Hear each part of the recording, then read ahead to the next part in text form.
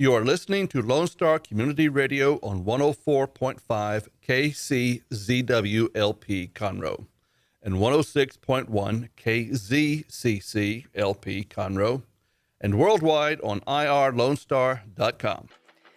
Welcome back, everybody. It's Grit and Grace with Jennifer and Meredith. I am your girl, Meredith. I'm your girl, Jennifer. And Happy New Year, 2018, our first show. We are so thrilled to be here and so thrilled that you're tuned in and listening to us, again, every Saturday morning from 8 to 10. And we've made some goals that you'll see us throughout the week, too. What? Or yes. I have, so I'm going to make this girl go with me. But yes. One of the things we were talking Oh, thank you. One of the things we were talking about is with 2018 kicking off, everybody's always thinking of what can I do, the resolutions, kind of getting in shape. And one of them, when I met this young lady, she really helped me to understand, like, organization is huge, right? Yes. But did you know that it was actually Organization Month? And, you know, that's where, when I was talking to this young lady, I was so thrilled because I was like, oh my gosh, this is excellent. Plus, we love learning new stuff and about new businesses, local leaders in the area. And I love all things organization. I do. You do? Yes. Well, I see. Listen, I'm serious. I know. I could tell the passion in her voice. You should see my desk at work. Is it like a fantastic It is. Okay, you should have taken. It is fantastic. Should have told you to take a picture because we need to show it to Miss. And if somebody comes in, I'm like, "What? What are you doing? That does not belong there. That is not where you found it."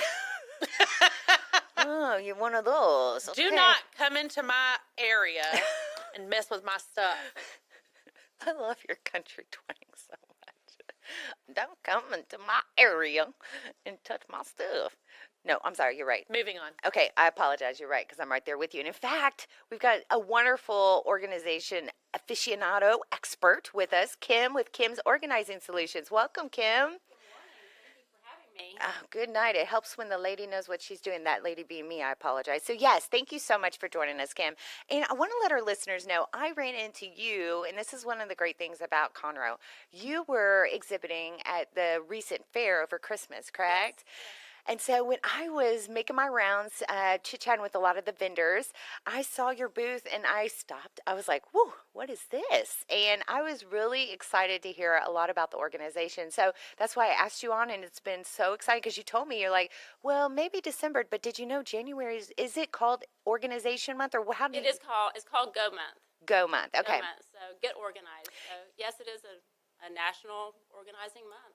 That's fantastic. And I know it totally made sense after you said it. Of course, I did not know until you let me know, but really wanted to learn about Kim's Orgnaizing Solutions, how you began that business and, you know, from the beginning. Is it something that you've really, I guess, had forefront as far as your organizational skills, or something that you always had kind of just intrinsically ingrained in you, kind of like sounds like Jenn is?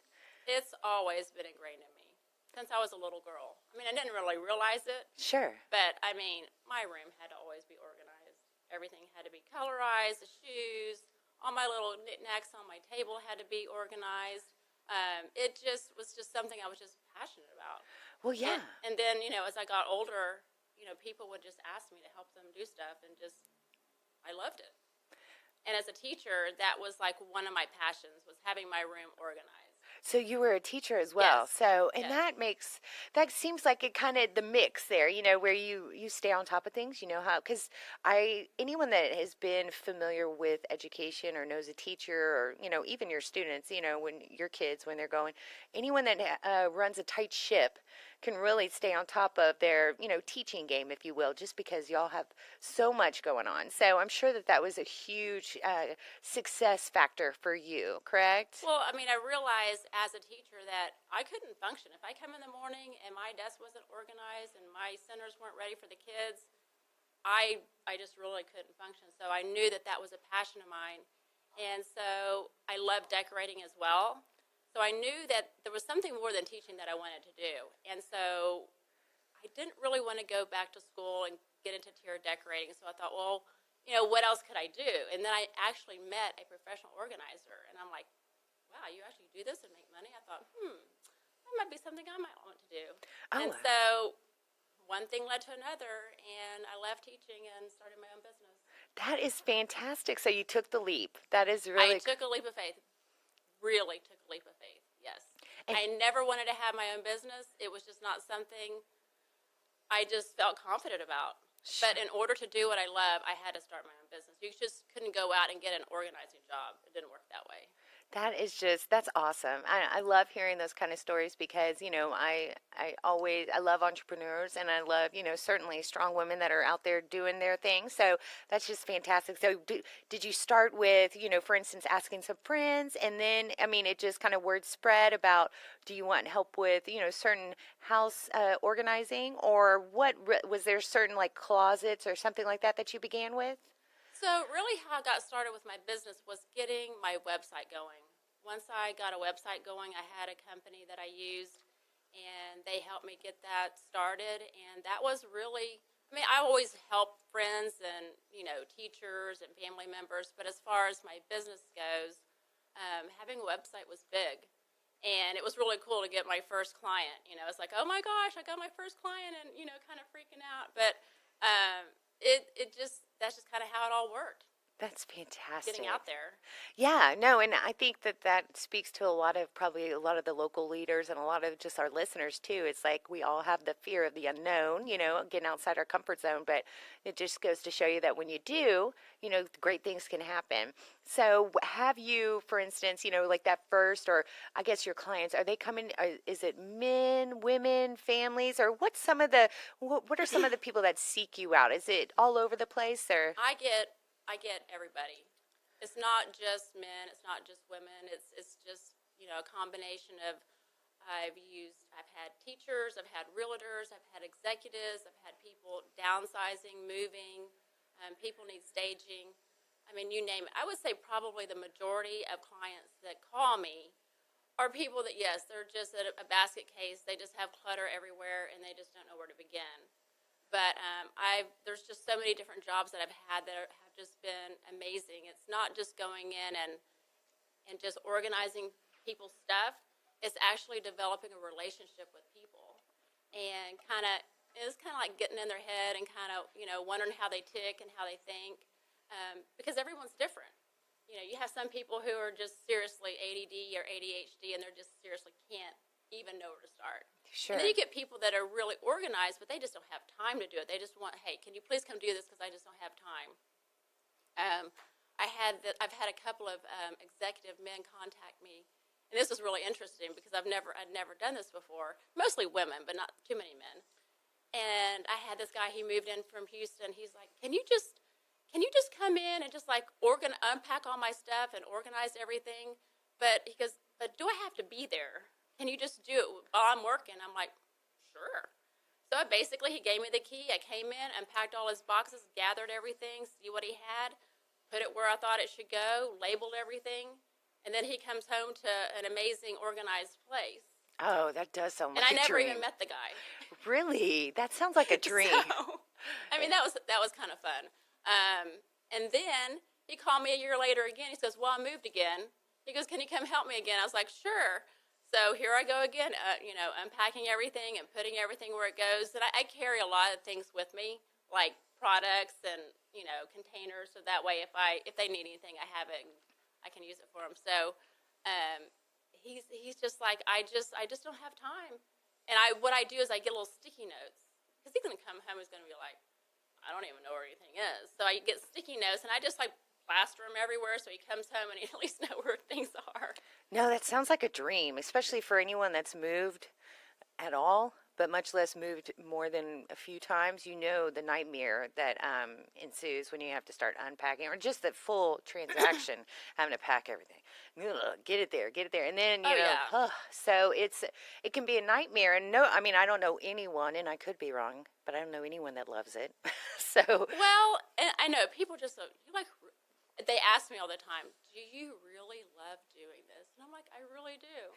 Well, and I'm sure it kind of satisfies you with the job well done. It's therapy. Oh, yeah. It's really kind of like a therapy for me. You just get in there. When I go places, I'm always looking at stuff and seeing. It's just how I am. No, I definitely love that, and I admire it because I can relate in other aspects. Certainly from a marketing end. Whenever I see things, or for instance, go to a restaurant and I'm like, oh, they need to be doing X, Y, Z. So I could definitely relate to that. But on the organizing, when I was saying that, everyone thinks it's probably a nightmare on the moving. On the organizing for me, yes, and I like to think I'm organized. Of course, I know you blow us out of the water, but. Yes, things can get overwhelming. So, what is your technique? I use the term compartmentalizing. Is that something that you do too, or what you recommend to So people? I call it the 5-step process. No matter if I'm organizing a closet, a garage, you know, an office, there's a process. So basically, it's sorting everything out, Okay. getting all light things together, figuring out what you have, and then purging. Purging is a must. If you're going to organize, then some things are going to have to go because typically people have too much stuff, and it's otherwise you're just shifting things around. So yes, you have got to sort all light things together, then purge. And so when we purge, we will call donation companies to come out and pick up all the stuff that they're not going to use. Or they can give it to friends or family or churches or what have you. But purging is a must. And then once we have all the things they have that they're going to keep, then we figure out they have to have a home. Where are they going to go? What makes sense? And then we figure out the containers. What kind of containers are we going to use that are going to work for this? And then the key is maintaining. Yeah. I can go in and I can do my magic and I can make things look great and organized, but people have got to maintain because that's the key, or it's going to go back to the same how it was before. And I've seen that happen frequently with family members in my life. Like, we go in, we do the fell swoop, we clean out the office, we get everything organized, and within 3 to 6 months, it's chaotic again in there. So do you find that that's kind of, has that occurred to some of your clients where they didn't stay on top and they had to call you back out?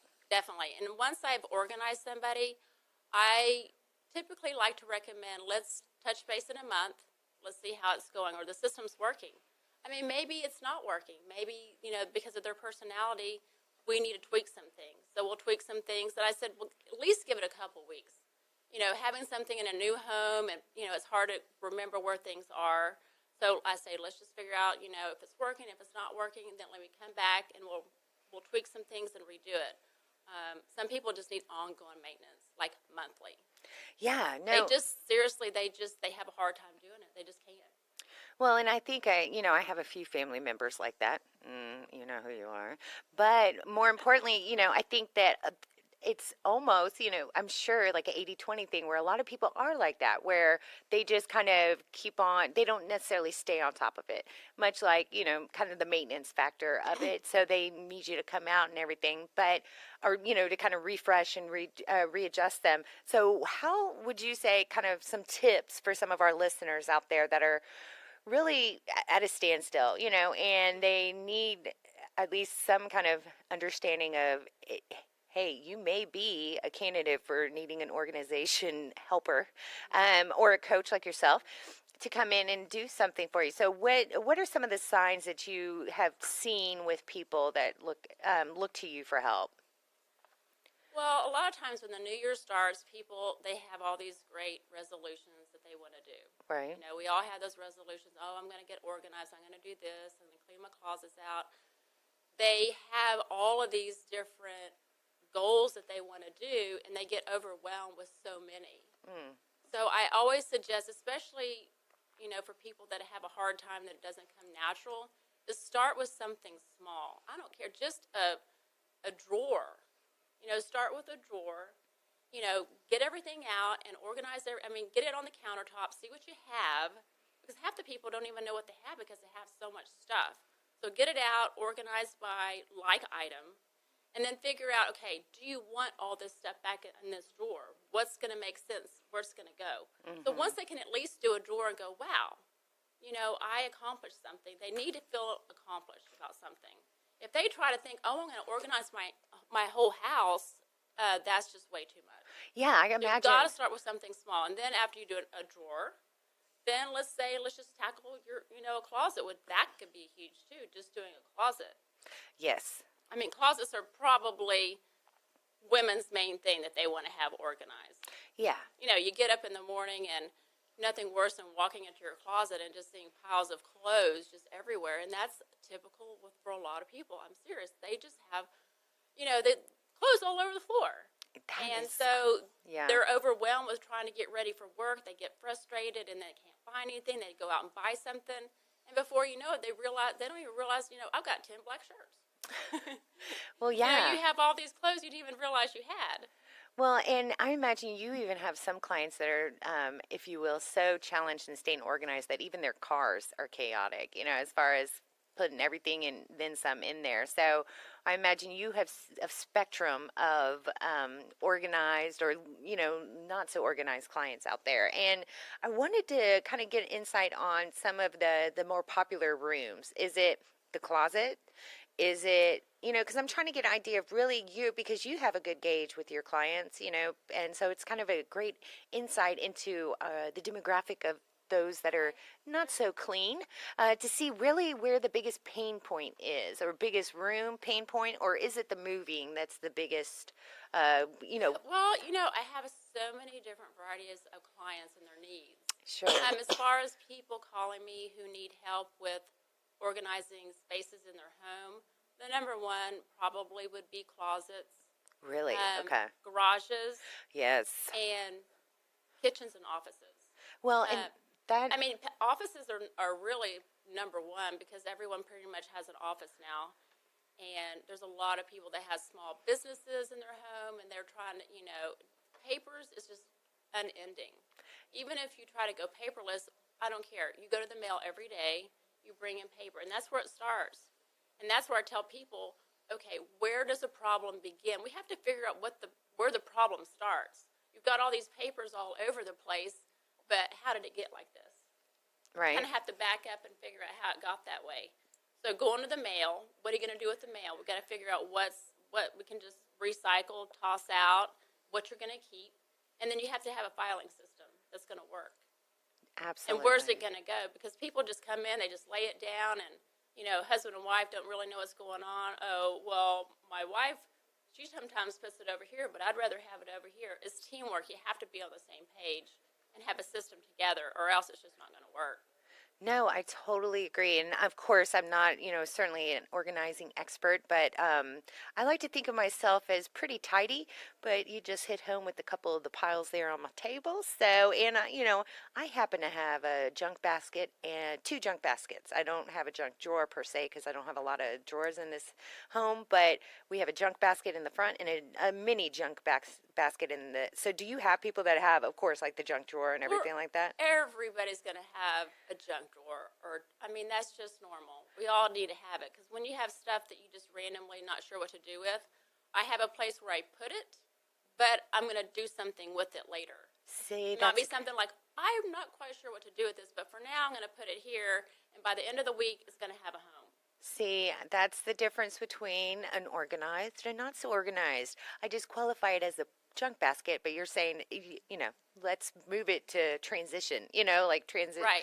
Well, and that's a great point, too, for a lot of our listeners, because I think I definitely can learn a thing or two about that instead of just making one all basket.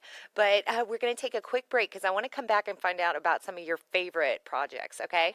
Listeners, stay tuned. It's Grit and Grace with Jennifer and Meredith, only on Lone Star Community Radio. Stay tuned for more fun on Grit and Grace with Jennifer and Meredith.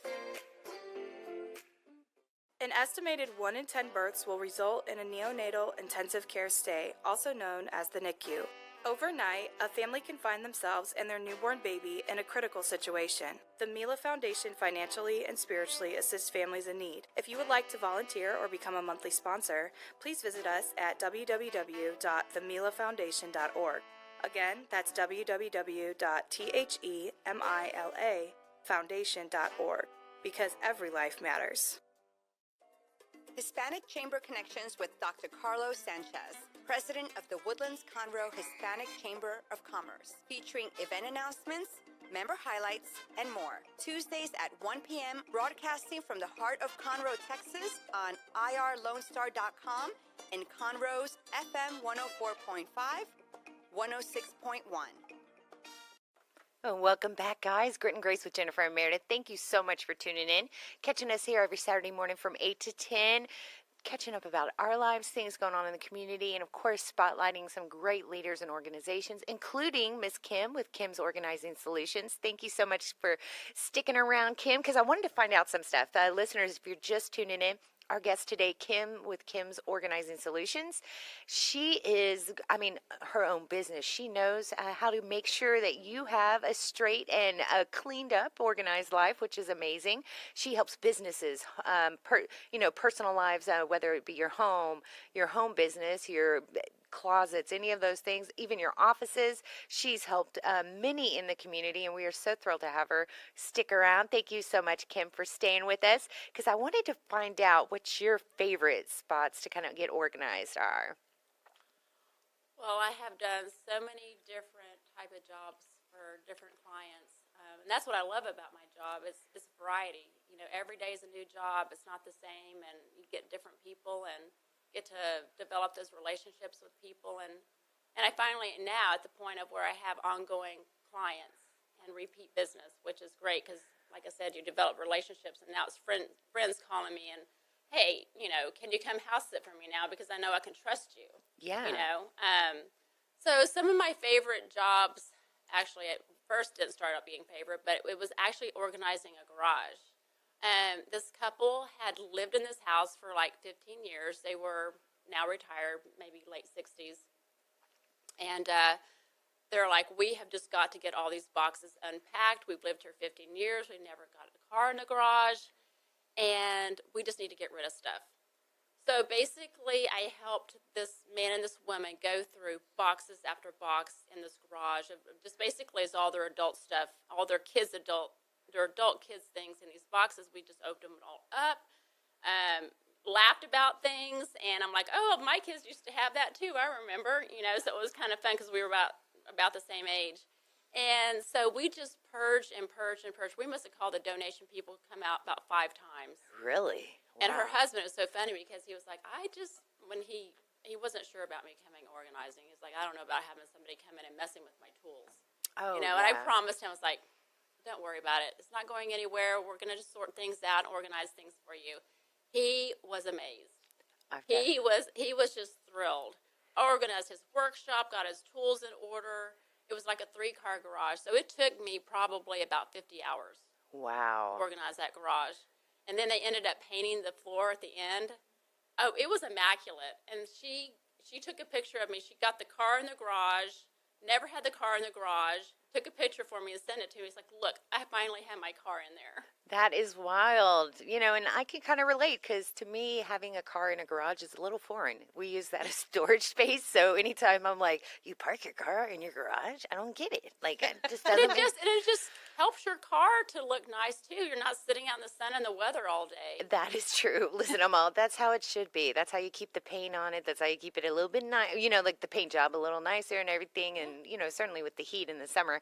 But that's hilarious because that's really what I think, not that I have a garage at this time, but when I get there that, you know, I need to fight the power because, you know, in my family, that's our storage unit. So we never have had a car in there. So I'm like, that's a goal, you know, Yeah. not anytime soon. For your Cadillac. Yes, one day I'll have a fence in a Cadillac. So you want a fence. I want a garage. And now, yeah, well, I want a garage for my Cadillac, but you're right. First, I want a fence. Good night. I'm sorry, Kim, totally digress. But she and I became, I mean, when you're working with somebody, you become really good friends. Yeah. And so we became great friends when you're working with somebody 50 hours. Of course, it was like maybe once a week I would come in and work, you know, a day a week or whatever. But we became such good friends that they had not taken a vacation, and I don't know how long. They had 3 cats. And they were like, do you by chance do house sitting? And I was like, yeah. And she's like, we have not taken a vacation in years. We would love for you to house sit for us for like 3 weeks. Oh, wow. That's And great. so, you know, I was able, they trusted me enough.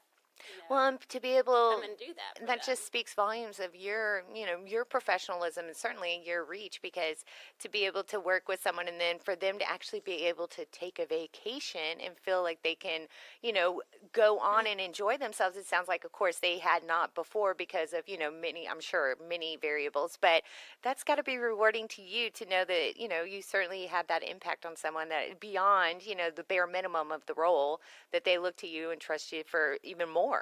So Because you are in their stuff every day. You're in their life. sure. Now that makes sense. You I mean, know, and that's why it's hard for people to reach out to organizers because they're afraid of that. They're yeah. afraid. They're embarrassed.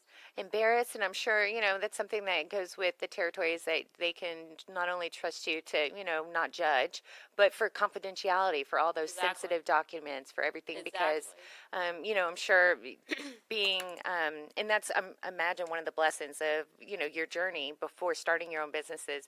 That's one of the joys, is you've dabbled in and done so much that you can, in essence, help with many in all aspects of a home or business, being able to kind of get them organized just because you kind of know.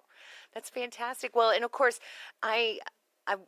we've been gabbing, and I forgot to tell our listeners how to get in touch with you. Okay, so before we take off, because I'm so excited that you were here with us this morning, but I know you've got some stuff to do on your list today.